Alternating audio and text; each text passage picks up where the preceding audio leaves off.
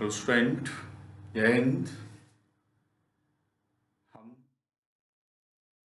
बहुत सारे लेक्चर्स के दौरान हर टॉपिक को अलग अलग संबंधित रूप से पढ़ते रहे, चाहे वो हिंदी माध्यम हो चाहे इंग्लिश माध्यम हो। तो हम जैसे ठोस अवस्था की स्टडी शुरू की थी। ठोस अवस्था में अगला हमने जो पढ़ा था ठोस क्या है, उसका वर्गीकरण, ठोस की विशेषता। उसका पहला वर्गीकरण हमने पढ़ा था ज्यामिति के आधार पर, क्रिस्टलीय और अक्रिस्टलीय ठोस, दोनों में अंतर। फिर हमने शीतलन वक्र, समदेशिकता, विषमदेशिकता, विदलन क्षमता और अन्य पॉइंटों की स्टडी की थी। अब उसमें क्या आता है कि हम ठोसों का जो वर्गीकरण करते हैं उसका दूसरा प्रकार होता है आकर्षण बल के आधार पर। आकर्षण बल के आधार पर, तो आकर्षण बल के आधार पर ठोस के चार प्रकार होते हैं।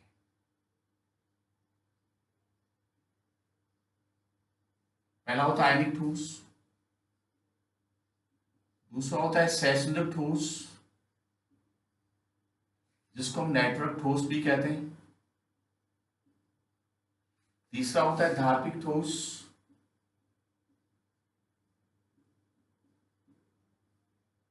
चौथा होता है आणविक ठोस।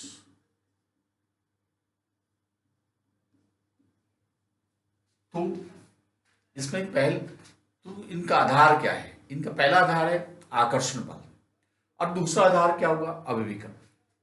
तो सबसे पहले इसमें अभिविकर्ण कौन कौन से पाए जाते हैं? तो आयनिक के अंदर एक धनायन होता है, दूसरा ऋणायन होता है। एक धनायन मिलेगा और एक ऋणायन मिलेगा। सहसन ठोस में क्या है? उदासीन परमाणु होते हैं। धात्विक ठोस में एक मुक्त इलेक्ट्रॉन जिसको हम शोध इलेक्ट्रॉन कहते हैं और साथ में कर्नेल। कर्नेल का अर्थ होता है धातु धनायन, ये होगा। आणविक ठोस में अणु पाए जाते हैं, जैसे नाम से स्पष्ट है। दूसरा क्या है? बंध की प्रकृति। बंध की प्रकृति क्या होती है? तो धनायन और ऋणायन के बीच में स्थिर विद्युत आकर्षण बल होता है। स्थिर विद्युत आकर्षण बल ये होता है। स्थिर विद्युत आकर्षण बल होता है। तो स्थिर विद्युत आकर्षण बल के कारण इसमें आयनिक बल होता है। आयनिक बल ये होता है। इसमें परमाणु के बीच में सहसंयोजक इलेक्ट्रॉन का साझा होता है, उसमें सहसंयोजक बल होता है।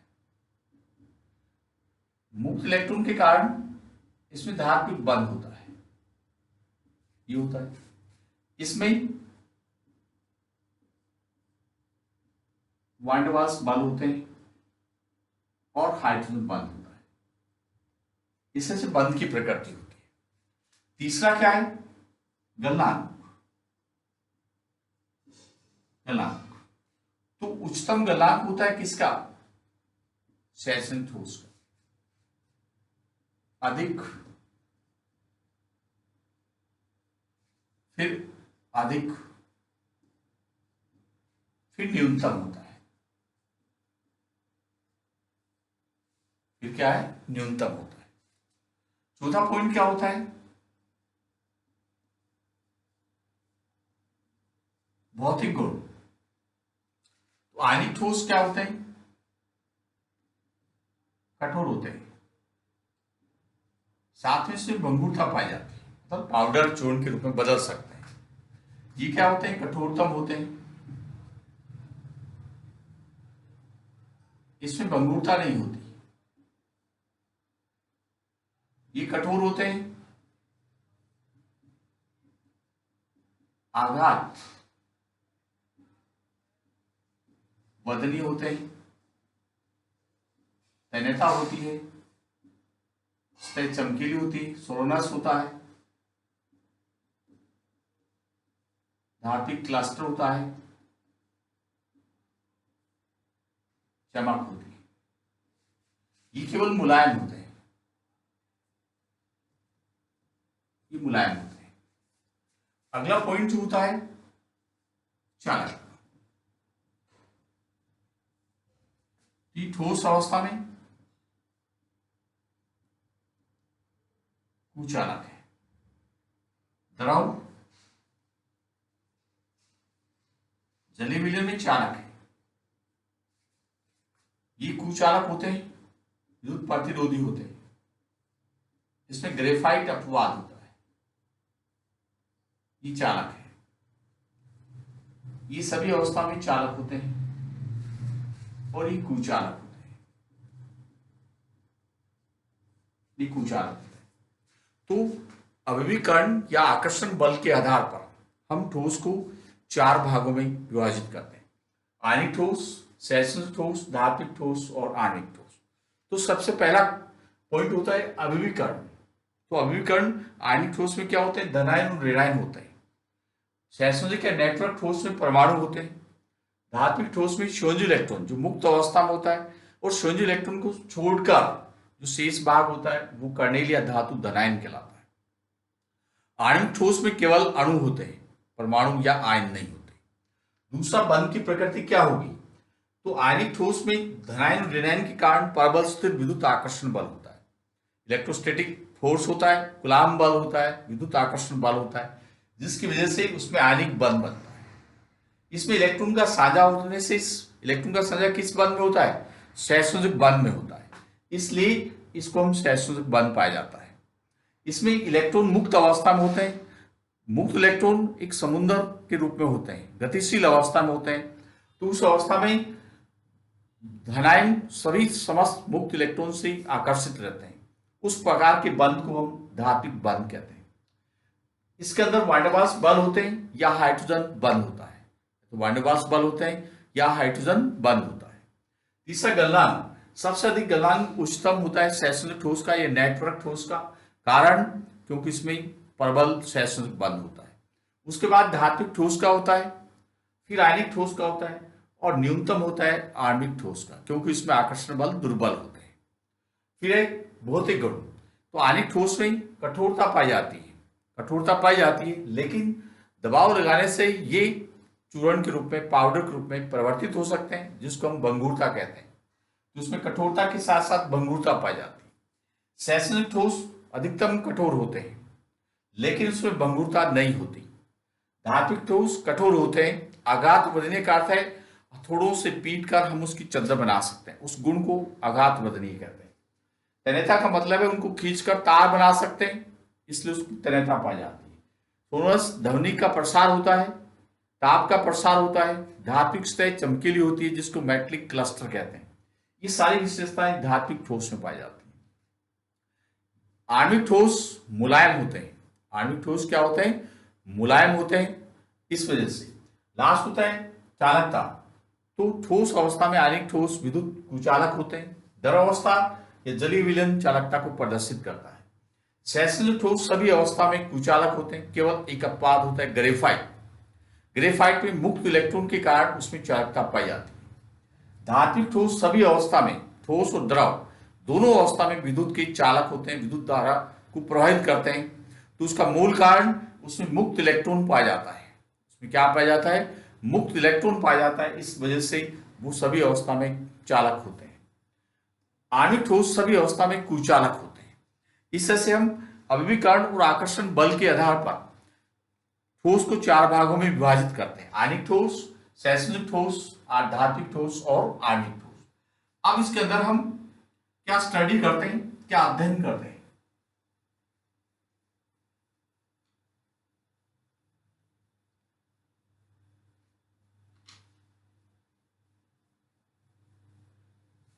जैसे हमने इसकी स्टडी की, तो जैसे हमारे पास आयनिक ठोस होता है, आयनिक ठोस, तो इसके अंदर धनायन हो गया प्लस ऋणायन हो गया, धनायन और ऋणायन हो गया। दूसरा, इसमें आयनिक बल होता है, आयनिक बंध होता है। तीसरा, उच्च गलनांक होता है, कारण उस गलनांक को क्वथनांक होता है,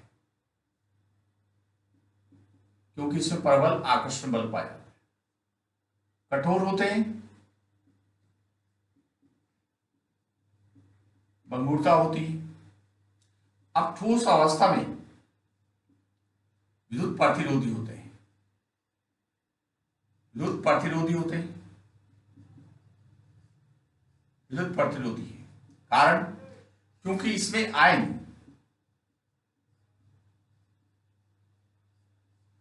प्रबल आकर्षण बल के कारण मुक्त नहीं होते। द्रव और जलीय विलयन में, द्रव और जलीय विलयन में आयन मुक्त होने के कारण चालक होते हैं। अब जैसे कॉपर क्लोराइड है,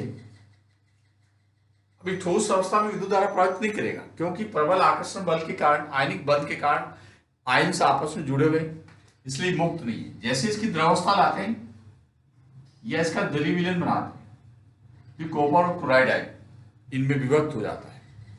इसकी वजह से आयन मुक्त हो गए तो विद्युत चालकता में प्रदर्शित कर सकते हैं। इसमें बहुत सारे उदाहरण ले सकते हैं। NaCl, potassium nitrate, sodium sulphate, AgBr, silver nitrate, zinc chloride, calcium carbonate, calcium chloride, zinc sulphide, ऐसे बहुत सारे उदाहरण होते हैं। कहने का अर्थ है आयनिक ठोस में क्या व्यवस्था होती है, आयनिक ठोस में इस तरह से व्यवस्थित होते हैं क्रमबद्ध रूप से। ये व्यवस्था होती है आयनिक ठोस में, ये व्यवस्था मिलती है। तो जैसे ही ये कठोर होंगे, कठोर होते हैं, तो ये एक प्रकार की क्रमबद्ध व्यवस्था हो गई। जैसे हम इस पर बल लगाते हैं तो ये परतें एक दूसरे पर स्लिप होने लग जाती है, इससे से ये परतें स्लिप होती है। इस कारण इसमें भंगुरता पाई जाती है। इससे से आयनिक ठोस धनायन ऋणायन से मिलकर बनते हैं। इनमें स्थिर विद्युत आकर्षण बल होने के कारण आयनिक बंध पाया जाता है। आयनिक बंध पाया जाता है, इनमें कठोरता होती है, भंगुरता होती है, क्योंकि इनके आयनों के बीच में प्रबल आकर्षण बल होता है। इनका गलनांक और क्वथनांक अधिकतम होता है, उच्च होता है, क्योंकि इसमें प्रबल स्थिर विद्युत आकर्षण बल होते हैं। अब इनकी ठोस अवस्था में विद्युत प्रतिरोधी होते हैं या विद्युत चालकता को प्रदर्शित नहीं करते हैं, क्योंकि इसके अंदर आयन प्रबल आकर्षण बल से जुड़े होने के कारण मुक्त नहीं होते। दूसरा, द्रवावस्था जलीय विलयन में आकर्षण बल टूट जाता है, आयन मुक्त हो जाते हैं, वियोजन हो जाता है, जो आसानी से किसमें व्यक्त हो जाएंगे, आयनों में व्यक्त हो जाएंगे, और आयन गतिशीलता के कारण विद्युत चालकता को प्रदर्शित करते हैं। अब दूसरा होता है सहसंयोजक ठोस।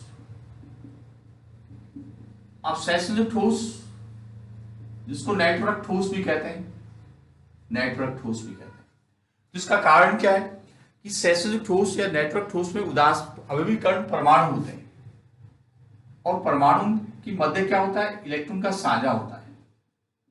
इस साझा के कारण सहसंयोजक बंध बनते हैं, और सहसंयोजक बंध में क्या होता है, बहुत सारे परमाणु मिलकर एक वृहद अणु,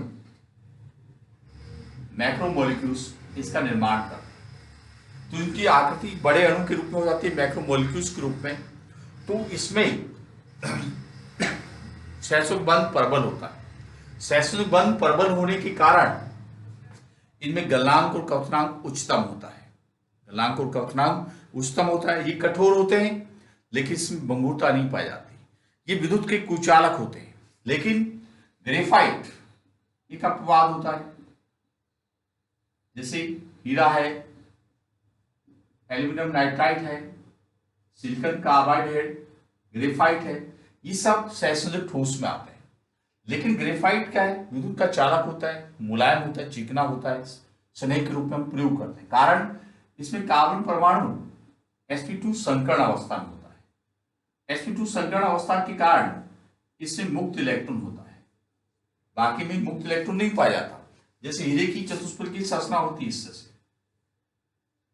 ये संरचना होती है, हीरे की चतुष्फलक की संरचना होती है इस तरह से। तो इस वजह से हीरे में क्या है, sp3 संकरण अवस्था है, मुक्त इलेक्ट्रॉन नहीं होता, इसलिए विद्युत का कुचालक है। तो कहने का अर्थ होता है सहसंयोजक ठोस विद्युत के कुचालक होते हैं, जिसको हम नेटवर्क ठोस इसलिए कहते हैं कि इसके परमाणु सहसंयोजक बंध के द्वारा जुड़कर एक बड़े अणु का, वृहद अणु का निर्माण करते हैं, इसलिए उसको हम सहसंयोजक ठोस को नेटवर्क ठोस कहते हैं। ग्रेफाइट इसमें अपवाद है जो विद्युत का चालक होता है, इसमें कठोरता होती है लेकिन भंगुरता नहीं होती। तो ग्रेफाइट की चालकता किस कारण से होती है, उसमें मुक्त इलेक्ट्रॉन होता है, मुक्त इलेक्ट्रॉन होने के कारण वो चिकना होता है और मुलायम भी होता है। बाकी सहसंयोजक ठोस क्या होते हैं, कठोर होते हैं और भंगुरता नहीं पाई जाती। इस तरह से हम ठोस को दो प्रकार से डिवाइड करते हैं। तो दूसरा जो प्रकार है अवयवीकरण आकर्षण बल के आधार पर, उसमें हम इसको शामिल करते हैं। तो उसमें चार प्रकार बताए, आयनिक बंध, सहसंयोजक ठोस, धात्विक ठोस और आणविक ठोस। अब इसके बाद इसी के अंदर दो प्रकार हो गए, अब तीसरा प्रकार आता है। तीसरा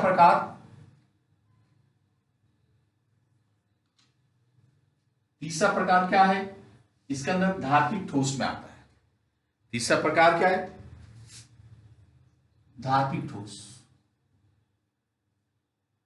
अब धात्विक ठोस में अवयवीकरण, एक तो मुक्त इलेक्ट्रॉन होता है और दूसरा कर्नेल, जिसको धातु धनायन कहते हैं। जैसे लिथियम है 1s2 2s1, ये जो है ये संयोजी इलेक्ट्रॉन है, तो इसमें ये अवस्था होती है, ये कर्नेल हो गया और ये मुक्त इलेक्ट्रॉन हो गया।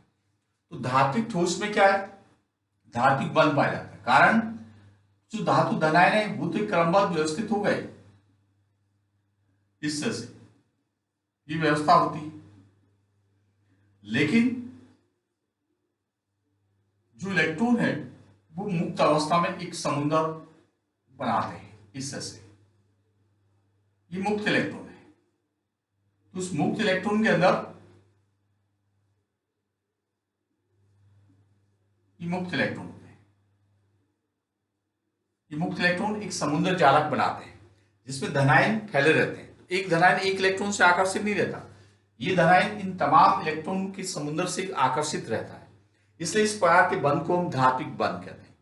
धात्विक बंध का गलनांक और क्वथनांक सहसंयोजक ठोस से कम होता है, आयनिक ठोस से ज्यादा होता है। इसके अंदर आघात वर्धनता होती है, थोड़े से पीटेंगे तो इससे चंद्र बन सकती है, जिसको आघात वर्धनता कहते हैं। इसको खींचने से मुक्त इलेक्ट्रॉन होते हैं, तो खींचने से तार बन जाते हैं, उसको तीव्रता कहते हैं।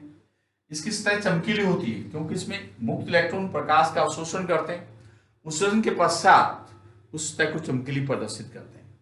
इसमें सभी अवस्था में चालकता पाई जाती है, क्यों, क्योंकि इसमें इलेक्ट्रॉन मुक्त अवस्था में होते हैं। तो आवर्त सारणी के वर्ग 1 से 12 तक जो तत्व हैं वो सभी क्या है, धातु हैं। जैसे sodium, lithium, potassium, rubidium, francium, caesium, calcium, barium, zinc, copper, chromium, iron, ऐसे बहुत सारे जो आवर्त सारणी के वर्ग 1 से 12 तक के जो तत्व हैं वो इसमें शामिल होते हैं। उसके बाद लास्ट होता है आणविक ठोस। आणविक ठोस में क्या है, अणु होते हैं, अणु होते हैं अवयवीकरण, इनके बीच में वान डेर वाल्स बल और हाइड्रोजन बंध पाया जाता है। ये मुलायम होते हैं, इनका गलनांक और क्वथनांक कम होता है। ये कमरे के ताप पर द्रव अवस्था में या अर्ध ठोस अवस्था में होते हैं। ताप को कम करने पर दाब को बढ़ाकर हम इसको ठोस अवस्था में परिवर्तित कर सकते हैं। तो आयनिक ठोस विद्युत के कुचालक होते हैं सभी अवस्थाओं में। तो आयनिक ठोस के 3 प्रकार होते हैं, ध्रुवीय ठोस, ध्रुवीय आणविक ठोस, दूसरा होता है अध्रुवीय आणविक ठोस,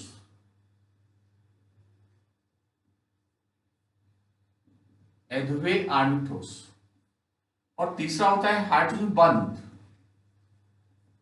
हाइड्रोजन बंध ठोस।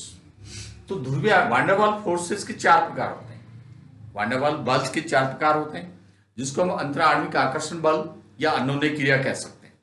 उसमें क्या है, पहला होता है ध्रुवीय, द्विध्रुवीय, द्विध्रुवीय आकर्षण बल। एक अणु जिसमें एक धनात्मक सिरा है या ऋणात्मक सिरा है, ऐसे अणु को हम ध्रुवीय अणु कहते हैं। और जिसमें सिरे नहीं होते हैं, धनात्मक और ऋणात्मक सिरे नहीं होते, उसको हम अध्रुवीय अणु कहते हैं। तो वान डेर वाल्स बल के 4 प्रकार जो हम 11वीं क्लास में पढ़ते हैं, द्विध्रुवीय, द्विध्रुवीय अन्योन्य क्रिया या आकर्षण बल। दूसरा होता है आयन द्विध्रुवीय आकर्षण बल। तीसरा होता है आयन या द्विध्रुवीय प्रेरित द्विध्रुवीय आकर्षण बल।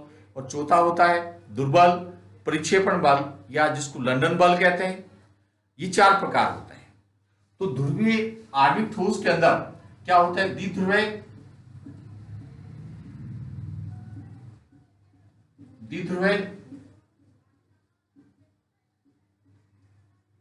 द्विध्रुवीय आकर्षण बल होता है। द्विध्रुवीय आकर्षण बल होता है। इस वजह से इसमें गलनांक इसकी तुलना में अध्रुवीय ठोस की तुलना में अधिक होता है। जैसे SO2, HCl, HI, HBr, इस प्रकार के जो ठोस होते हैं वो ध्रुवीय आणविक ठोस में आते हैं। ध्रुवीय आणविक ठोस में जिसमें द्विध्रुवीय आकर्षण बल उपस्थित होता है। फिर होता है अध्रुवीय आकर्षण बल।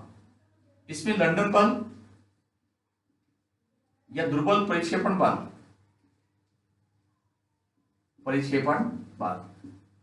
ये प्रकार होता है। इसमें अध्रुवीय अणु होते हैं। इनका गलनांक इसकी तुलना में कम होता है। कमरे के ताप पर ये लगभग द्रवावस्था में या गैस अवस्था में मिलते हैं। ताप को कम करते हैं, दाब को बढ़ाते हैं, तो ये सभी ठोस अवस्था में आते हैं।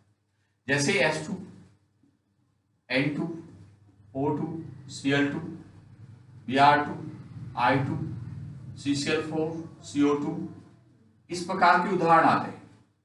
I2, ये अध्रुवीय आणविक ठोस में आते हैं।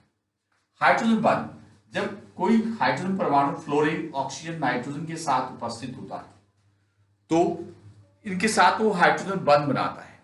तो हाइड्रोजन बंध के कारण कुछ पदार्थ आणविक ठोस में परिवर्तित हो जाते हैं। जैसे बर्फ है, H2, ठोस अमोनिया है, ठोस अल्कोहल है, HF है। ऐसे बहुत सारे उदाहरण होते हैं जो आणविक ठोस में हाइड्रोजन बंध के कारण, एसिडिक अम्ल है, बेंजोइक एसिड है, ऐसे बहुत सारे पदार्थ होते हैं जो सैद्धांतिक ठोस आणविक ठोस में परिवर्तित होते हैं। किस कारण? हाइड्रोजन बंध के कारण। तो यहाँ पर आकर्षण बल के आधार पर, अवयवीकरण के आधार पर ठोस को हमने 4 भागों में डिवाइड किया। आयनिक ठोस, सैद्धांतिक ठोस, धात्विक ठोस और आणविक ठोस। इसमें क्या क्या विशेषताएं होती हैं, क्या क्या उदाहरण होते हैं, वो सब हम काउंट करते हैं। ये चारों क्रिस्टलीय ठोस के उदाहरण हैं। जबकि अक्रिस्टलीय ठोस में हम बहुलक, सेलोफेन, प्लास्टिक, रबर, कांच, इस प्रकार के उदाहरण हम अक्रिस्टलीय ठोस में लेते हैं। क्रिस्टलीय ठोस में आयनिक, सहसंयोजक, धात्विक और आणविक, ये चारों प्रकार किस में आते हैं? क्रिस्टलीय ठोस में आते हैं। इस तरह से हम अब इसमें क्या है, इन सब में क्या बिंदु बनते हैं, क्या पर्सन्स बनते हैं, उसके बारे में हम डिस्कस करेंगे नेक्स्ट टाइम।